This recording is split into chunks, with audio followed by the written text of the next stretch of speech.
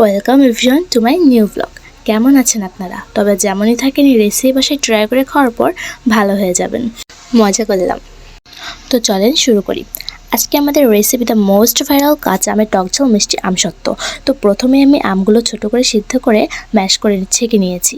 আমি 3 পো আম নিয়েছিলাম। এবার এটা পাত্রে ঢেলে গ্যাসের লো আঁচে জাল দিয়ে নাড়াচাড়া করব।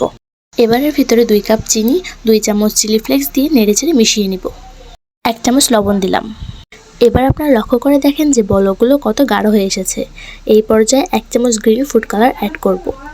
তবে আপনারা বাসায় বানিয়ে খাওয়ার জন্য এই গ্রিন ফুড কালারটি একদম স্কিপ করবেন, কারণ এটা শুধু সৌন্দর্যের জন্যই, এতে কোনো টেস্ট আসে না। এরপর এটা ভালো করে নাড়াচাড়া করে নেব। এই তো আমাদের গ্যাসের কাজ শেষ।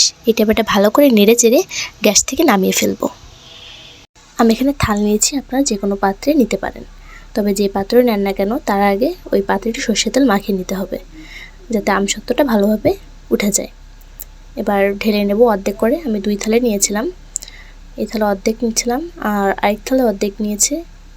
এবার এই দুটো ভালো করে সব জায়গাতে সমানভাবে হয় ওই জন্য ভালোভাবে একটু ঝাঁকি নিচ্ছি। আর অর্ধেক রেখেছি, ওটা অন্য থালে ঢালবো। এই যে আমার একটা থালে, একটা পাতলা একটু ঘন হয়ে গেছিলো একটা, এটা 2টা ভালো করে ঢেলে নেব। 2 দিন রোদে শুকানোর পরে দেখেন, রোদ অল্প ছিল বলে 2 দিন লেগেছে। আপনাদের যদি রোদ করা থাকে তাহলে একদিনে শুকিয়ে যাবে। এরপর দেখেন কত সুন্দরভাবে এটা উঠে গেছে আমাদের কাঁচা আমের আমসত্ত্ব। এইটা আমার অন্য থাল। তো দেখেন কত সুন্দর শুকিয়ে গেছে। আপনারা কিন্তু এত সুন্দর রেসিপি খুব সহজে বাসায় বানিয়ে ট্রাই করতে পারেন।